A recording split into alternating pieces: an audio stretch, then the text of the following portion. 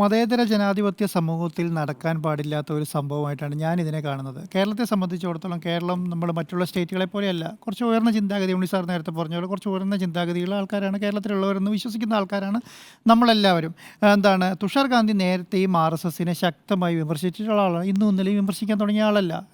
അദ്ദേഹം 1998 Gandhi foundation start ചെയ്യുന്നത്. അത് തുടങ്ങി അദ്ദേഹം കാര്യമായിട്ട് ഈ ഗാന്ധിയൻ നയങ്ങളുമായി മുന്നോട്ട് പോകുന്ന ആളാണ്. അത് പ്രചരിപ്പിക്കാൻ വേണ്ടി ഏതറ്റം വരെയും പോവുക എന്നുള്ളതാണ് അദ്ദേഹത്തിൻ്റെ ഒരു ശൈലി എന്ന് പറയുന്നത്. അപ്പം അദ്ദേഹം നേരത്തെ എടുത്ത നിലപാട് തന്നെയാണ് ഇന്നും തുടർന്നത്. അദ്ദേഹം കേരളത്തിൽ വന്നു പറഞ്ഞു എന്നുള്ളതാണ്. പക്ഷേ അദ്ദേഹത്തെ വേദനിപ്പിച്ച ഒരു കാര്യം കേരളത്തിൽ ഇങ്ങനെ ഒരു സംഭവം നടക്കില്ല എന്നത് വിശ്വസിച്ചിരുന്നു. കേരളത്തിൽ പ്രത്യേകിച്ച് സൗത്ത് ഇന്ത്യയിൽ ഇതുപോലെയുള്ള പ്രശ്നങ്ങൾ, കാരണം ഉത്തരേന്ത്യൻ സംസ്ഥാനങ്ങളിൽ നടക്കുന്നത് പോലെയുള്ള പ്രശ്നങ്ങളൊന്നും കേരളത്തിൽ നടക്കില്ല എന്നാണ് അദ്ദേഹം വിചാരിച്ചത്. അതുകൊണ്ട് തന്നെ സംഭവിച്ചു എന്ത്, കേരളത്തിലെ 5ഓളം വരുന്ന BJP RSS പ്രവർത്തകർ ഇദ്ദേഹത്തെ തടഞ്ഞ് അദ്ദേഹത്തെ വലിയ രീതിയിലുള്ള ഒരു പ്രശ്നങ്ങളൊന്നും അവിടെ സംഭവിച്ചിട്ടില്ല. എങ്കിൽ കൂടെ കേരളത്തിൽ അതുപോലും നടക്കില്ല എന്ന് വിശ്വസിച്ചൊരു സ്ഥലമാണ്. അപ്പം അദ്ദേഹത്തെ സംബന്ധിച്ചിടത്തോളം ഒരു വലിയ രീതിയിലുള്ള വേദന ഉണ്ടാക്കി.